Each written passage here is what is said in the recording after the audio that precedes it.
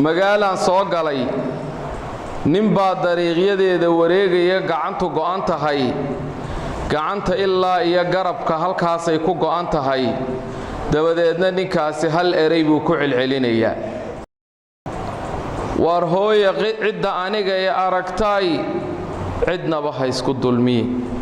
intaasuu ku celcelinayaa caawa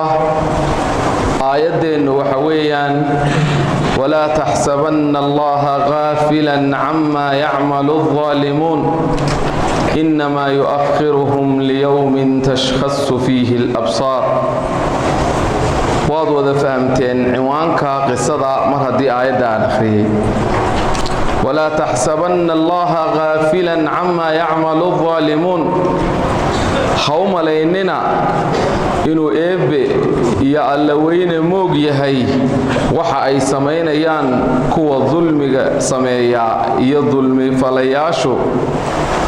inma yu'akhiruhum liyawmin tashkhassu fihi al-absar ilaahay wuxuu leeyahay in yaruba dib loogu dhigayaa waxana dib loogu dhigayaa maalin ay markaasi indhahoodu aanay laabmaynin ay sida kor ugu taagan yihiin inda taagna aan waxba anfacayn حديث القدس إلهي وحليه يا عبادي حديث القدس يا إلهي وحليه يا عبادي إني حرمت ظلم على نفسي وجعلته بينكم محرما فلا تظالموا الضوء ذيو ظلمك أنيقا إسكحرمي بو ألا ليه دحدينا حرام باكدقي هايستولمينا قصدين waxay ku saabsan tahay dacwat al-matlum qofka la dulmiyay alla barigiisa oo aanu ilaahay soo celinin waxa uu wariyay al-imam al-dhahabi kitaabkiisa la yiraahdo al-kabaa'ir wuxuu ku wariyay qisadan cajiibka badan wuxuu yiri magaalaan soo galay nin baa dariiqyadeeda wareegaya gacantu go'an tahay gacanta ilaa iyo garabka halkaasay ku go'an tahay dabadeedna ninkaasi hal eray buu ku celcelinayaa wuxuu leeyahay man ra'ani minkum fala yadlimanna ahada war hooye cidda aniga ee aragtay cidnaba ha isku dulmiye intaasuu ku celcelinayaa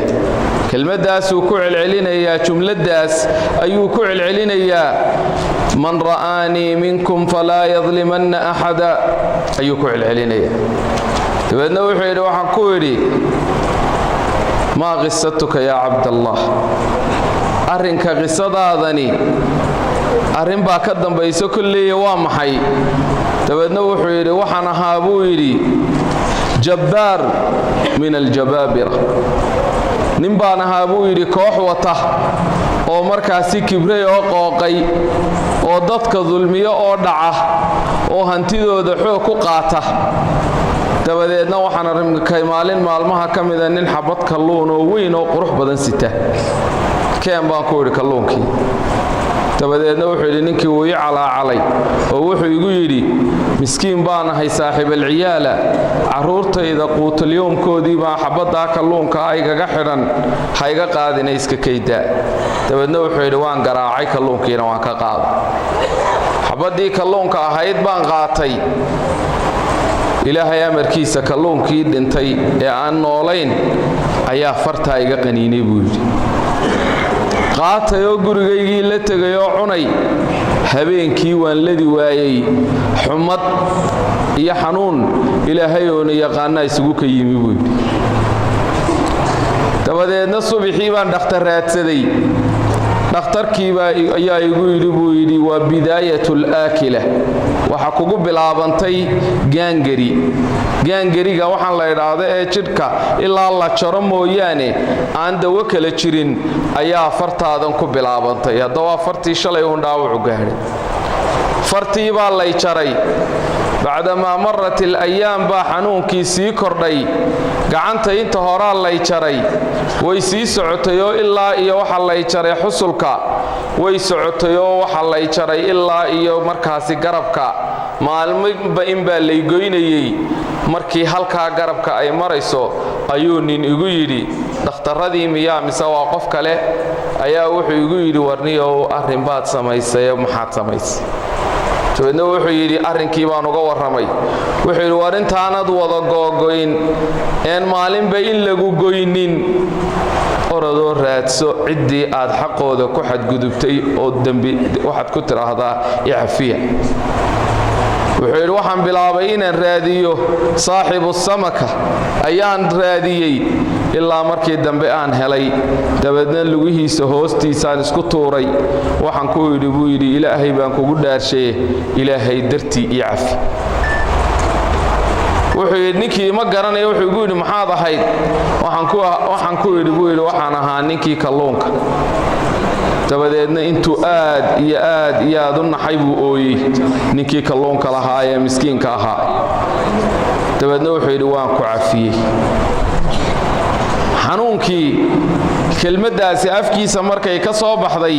waxaad moodaysay in laga qaaday markaasi miishaar lagu goynayay oo kale